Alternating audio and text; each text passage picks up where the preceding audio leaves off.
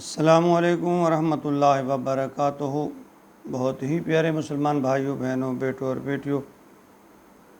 میں غلام مصطفیٰ اپنے چینل پہ عامی اسلام سے آپ سے مخاطب۔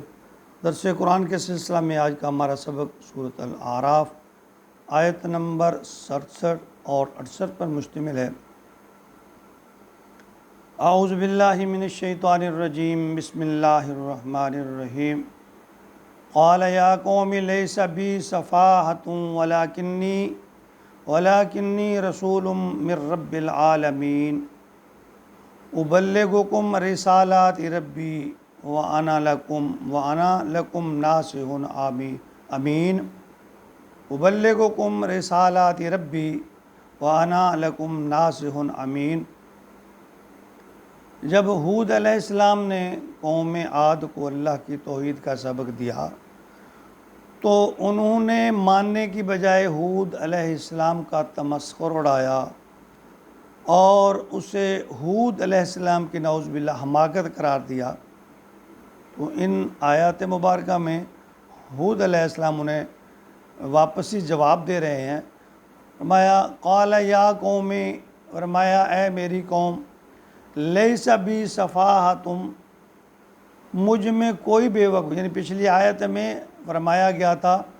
کہ اس قوم کے جو سردار تھے انہوں نے ہود علیہ السلام کو یہ کہا کہ ہم تمہیں بے وقوفی کے اندر دیکھتے ہیں یا جھوٹا سمجھتے ہیں۔ تو یہاں حضرت ہود علیہ السلام فرما رہے ہیں کہ لیس بی سفاہۃ، میں کوئی جھوٹا بے وقوفی میں نہیں ہوں، ولکنی رسول من رب العالمین، لیکن میں اللہ کی طرف سے بھیجا گیا رسول ہوں، پیغام دینے والا ہوں۔ ابلغکم، میں تمہیں پہنچاتا ہوں رسالاتی، وہ پیغام ربی، اپنے رب کا، وانا لکم ناصح امین، اور میں تمہارا خیر خواہ ہوں۔ یعنی ہود علیہ السلام نے فرمایا کہ میں اللہ کی طرف سے تمہیں پیغام پہنچانے کے لیے آیا ہوں، نہ میں بے وقوف ہوں، نہ میری عقل ماری گئی ہے، اور نہ میں جھوٹا ہوں۔ اسی طرح سورہ یونس آیت نمبر 17 میں اللہ رب العالمین نے فرمایا فَمَنْ أَظْلَمُ مِمَّنِ افْتَرَىٰ عَلَى اللَّهِ كَذِبًا أَوْ كَذَّبَ بِآيَاتِهِ إِنَّهُ لَا يُفْلِحُ الْمُجْرِمُونَ، کہ فمن اظلم، کون اس سے بڑا ظالم ہے، افطرا علی اللہ، جو اللہ پر جھوٹ بولتا ہے اور جھٹلاتا ہے، یعنی اللہ کی بات کو جھوٹا کرتا ہے، جھٹلاتا ہے اللہ کے ہاتھوں، انہ لا یفلح المجرمون، اللہ فرماتے ہیں ایسے مجرم جو ہیں وہ فلاح پانے والے نہیں ہیں، کامیاب ہونے والے نہیں ہیں۔ بلکہ اس کا چہرہ یہاں نا وقت کا جو نبی ہے اس کے بارے میں، یہ رسول ہے، نہ صرف یوں نبی اور رسول بلکہ ہمارے اسلاف بھی جو اللہ والے اہل اللہ ہیں، وہ نہ صرف ان کے کردار اور اخلاق وہ اچھے ہوتے ہیں بلکہ وہ عملی نمونہ ہوتے ہیں اخلاق و کردار کا، بلکہ ان کے چہرے کے خد و خال جو ہیں نا اس کی سچائی اور اخلاص کا گواہی دیتے ہیں۔ یعنی اسی طرح درجہ بدرجہ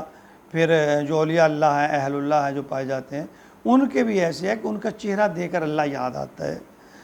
تو فرمایا حضرت ہود علیہ السلام نے اپنی قوم کو بتایا کہ میں کوئی نادان یا جھوٹا نہیں ہوں، میں رب اکبر کا پیغام لے کر تمہارے خیر خواہی کے لیے بھیجا گیا ہوں تاکہ حق بات تم تک پہنچاؤں، اور اللہ کا پیغام بغیر کسی کمی بیشی کے تم تک پہنچاؤں۔ وَأَنَا لَكُمْ نَاصِحٌ امین، کہ میں تو نصیحت کرنے والا ہوں اور ایمانداری کے ساتھ تمہارا خیر خواہ ہوں۔ یہی بات حضرت محمد صلی اللہ علیہ وآلہ وسلم نے قریش مکہ اور مشرکین مکہ سے کہی تھی کہ میں تمہارا خیر خواہ ہوں، تو انہوں نے بھی آپ پر دیوانہ، مجنون، پتہ نہیں کیا کیا ہونے کا الزام لگایا۔ اس میں حسد اور ہٹ درمی کا عنصر بھی پایا جاتا ہے کہ ایک غریب اور یتیم بچہ کس طرح ہمارا رہنما بن سکتا ہے، اور یہ کہ ہم اس کی بات مان لیں جو مالی طور پر بھی ہم سے کمزور ہے، یتیم ہے، نعوذ باللہ کہ اللہ کو نبوت کے لیے یہی ملا تھا۔ تو انسان ہمیشہ تکبر اور حسد ضد کی وجہ سے نقصان اٹھاتا ہے، کیونکہ وہ اپنی جھوٹی انا کے قول سے باہر نہیں نکلتا۔ آج اسلام میں شیطانی طاقتوں نے بڑے غیر محسوس طریقے سے ایسی خرافات ڈال دی ہیں کہ عام سیدھا سادہ مسلمان انہیں عقیدت سے کیا جا رہا ہے، اور پھر ہم جذباتی لوگ ہیں، اول تو بات کو سنتے ہی نہیں ہیں، اگر سن لیں تو فوراً دو چار فتوے جڑ دیتے ہیں، کسی کو گستاخ ہونے کا، کسی کو بے دین ہونے کا، کسی کو کافر اور مرتد ہونے کا۔ تو اسی طرح یہ بھی پچھلے ہی ہفتے کی بات ہے، میں ایک حمام پہ گیا تو وہاں ایک نعت لگی ہوئی تھی، بڑے اچھے کلمات تھے، نبی سے محبت کا اظہار تھا، لیکن کیا تھا اس کے ساتھ انہوں نے موسیقی کو بھی جاری کیا ہوا تھا، یعنی وہ نعت کو موسیقی گانے کے انداز میں پڑھ رہے تھے۔ اب ہم بھی ہیں کہ اس کو بڑے محظوظ ہو کر سنتے ہیں، نعت ہی تو ہے نا، اللہ کے نبی کی تعریف ہی تو ہے۔ بھئی اللہ کے نبی نے گانے بجانے ساز سے منع فرمایا ہے، کیا ہم اس کے بغیر اللہ کے نبی کی تعریف نہیں کر سکتے، مہذب طریقے سے نہیں کر سکتے؟ تو میں نے عرض کیا کہ غیر محسوس طریقے سے ہمارے اندر ایسی چیزیں پیدا کر دی گئی ہیں جو ہم اس کو ماننے کے لیے تیار نہیں ہیں، کہ اللہ کے نبی کی نعت پڑھی جا رہی ہے، وہ بھی ساز پر، یعنی کہ گانے کے ساز پہ پڑھی جا رہی ہے۔ تو ہمیں یہ تھوڑا سا احساس کرنا چاہیے کہ ہم کدھر کو جا رہے ہیں، یعنی ایک نیک کام میں بھی ہم خرافات کو ملوث کر دیتے ہیں، تو پھر اس میں ہمیں اجر کیا ملے گا، ثواب کیا ملے گا، اس کی برکات کیا ملیں گی ہمیں؟ اللہ رب العالمین ہمیں